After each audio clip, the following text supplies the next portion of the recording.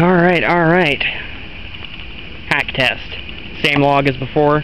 There's the remnants of the Glock hack that I just kind of gave up on. Wrong knife for the job. This is the K-Bar GI Tanto. Fixed blade. Stock handles. Here we go. I've done a hack test with this knife before. See my side-by-side hackability comparison. And I thought the GI Tanto did fantastic for being a Tanto. They really don't have, going to go into a philosophy here, they really don't have a very good reputation as outdoor blades. Just because, oh, it's a Bowie, it needs to be a Bowie knife.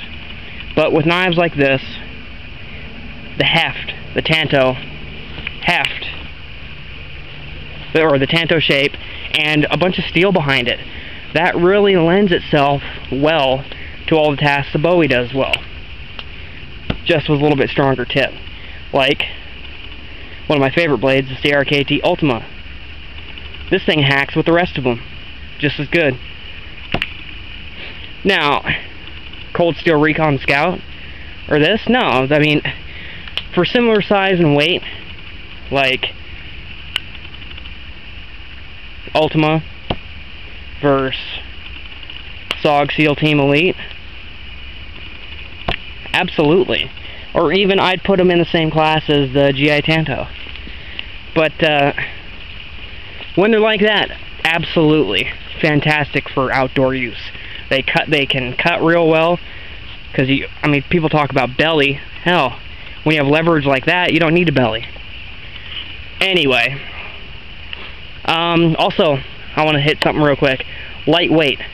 If you have a saw and you're going to be cutting down logs, you can take a 5, 6, 7, 8-inch Tanto knife with a long, skinny blade for the same weight as a knife 2 inches longer in a Bowie cut. Like I've got an 8-inch K-Bar that is extremely light because it's a thin Tanto blade, and it has the span like you want in other good camp knives or outdoor use knives, but it doesn't have the weight. So if you're going to carry a saw or something like that with you, you can always go Tanto. The tip's not going to break. That's what they're known for. Basically, you're not losing very much because I don't see these knives as tree choppers anyways. Something this big is not practical to hack through with a knife. I mean, if it's all you got, yeah, sure. But the extra pound you'll carry with a saw will be way worth the energy saved when you're using it. So, let's get to the test. Enough of my jabbering. The Cold Steel GI Tanto just has so much heft behind it. I mean, if you can aim,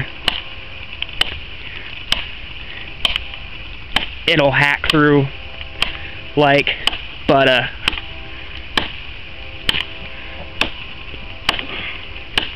This is where the handle on this knife really lets it down. There's really nothing to hold on to, so you got to keep readjusting your grip. And I've had this paracord wrapped, and it doesn't seem to be any better, so I wish somebody would just make some scales for it already.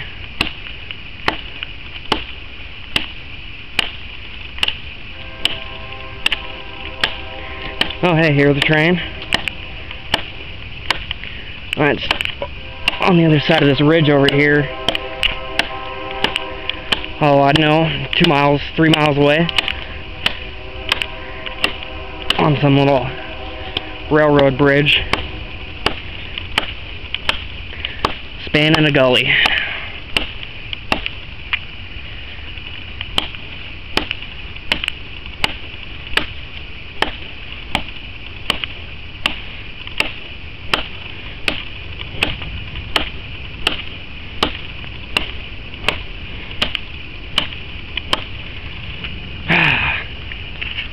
I mean, look how clean this is.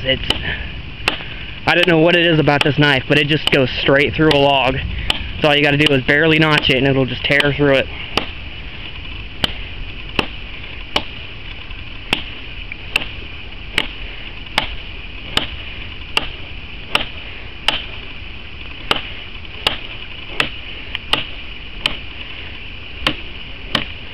And again, I'm sorry if a lot of this isn't in frame, or some of it's not.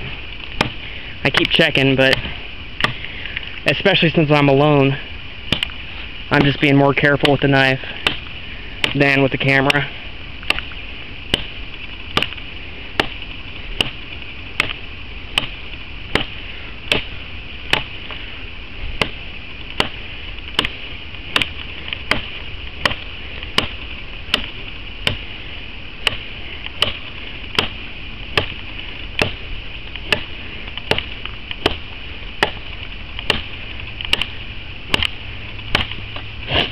Whew.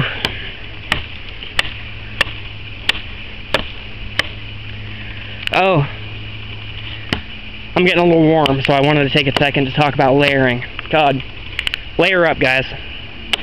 Don't bring a t-shirt, a sweatshirt, and an outer jacket. Not a good idea, because you're either going to be too hot or too cold. You're going to work up a sweat, and then you go, geez, I need to take my jacket off. And you have nothing intermediate.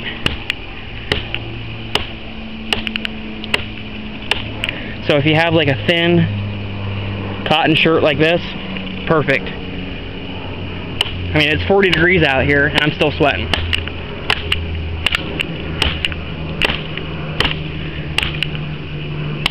Now, that was easy, I gotta say. For how short this knife is, that was easy to hack through. But, still a lot of work, man. Still a lot of work. Saw is the way to go. But I'm doing knives right now, so there we go. Cold Steel GI Tanto, woods blade, yeah, absolutely. Combat blade, absolutely. Good value for 20 bucks. Yeah, you better believe it. Thanks for tuning in. I'll finish this up at the tabletop.